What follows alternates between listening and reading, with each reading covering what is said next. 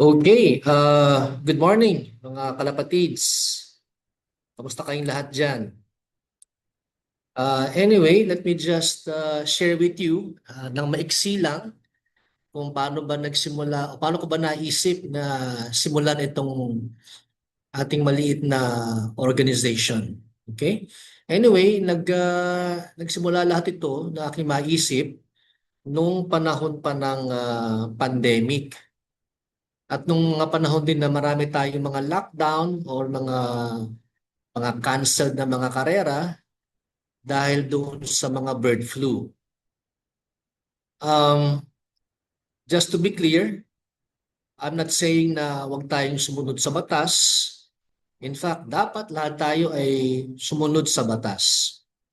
Pero ang sa akin lang is that nung panahon ng bird flu, nang maglabas ang BIFAR ng kanilang order, no, to cancel all pigeon racing activities, eh aking pakiramdam na parang ginawa ito ng ganun-ganun lang, na para bang ang mga clubs at mga fanciers uh, ika nga, we were put aside, no? Tayo po ay naisang tabi, no?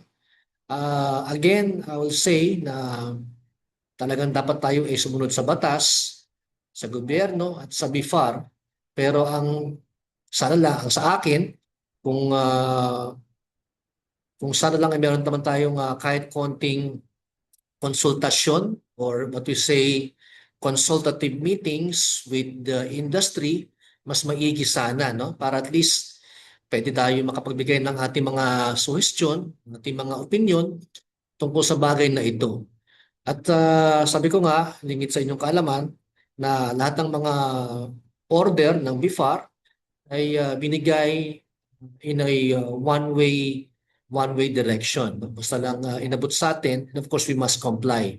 And I think all I'm asking is that sana meron man lamang kahit konti lang na due process, na ang industriya uh, kapag bigay ng kanilang opinion or again suggestions on how to go through this different problems.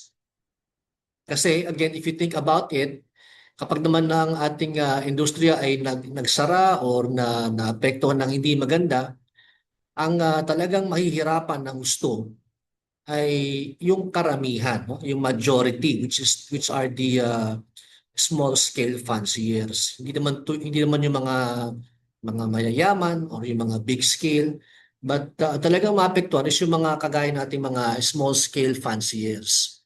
So, ito yung mas nakakarami.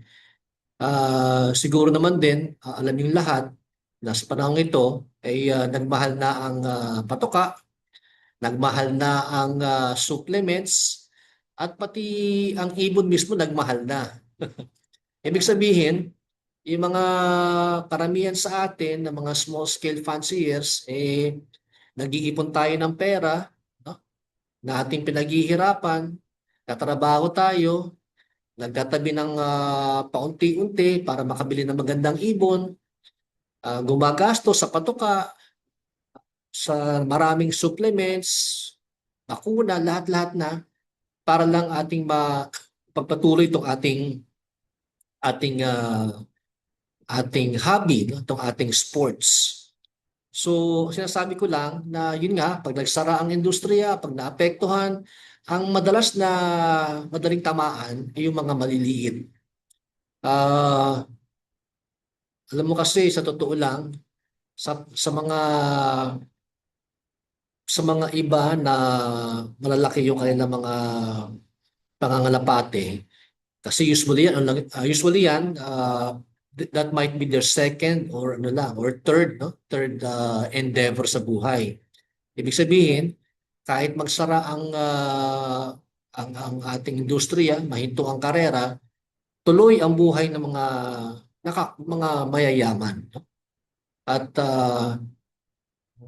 ika nga, mabubuhay sila, and they could still eat 3 times a day and even more, no?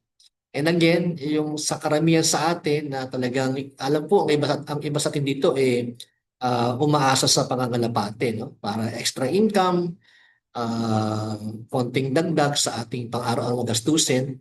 So, yun pati pinupunto ko na yung mas nakakarami, yung mga mas maliliit na mga small scale fanciers, ito yung talagang mahihirapan o maapektuhan kapag na kapag naantala no, itong ating industriya. So sabi ko nga, sana man lamang sa ating gobyerno, pag meron silang ganung mga decisions no, from BIFAR or whatever, sana man lamang ay maisama ang ating sana maisama tayo no, sa usapan. Sana naman igalang yung ating naging mga sakripisyo sa industriyang ito. Na sana naman kilalanin no, ng gobyerno yung mga nagagawang kabutihan ng pangangalapate. I'm sure maraming mga nagagawang kabutihan to sa mga kabataan. Sana ito ay mabigyang pansin ng ating pamahalaan. So yun lang po muna at sa susunod na pagkakataon, I'll again give you more insights about what I think uh, about our beloved industry. Maraming po salamat. Thank you so much.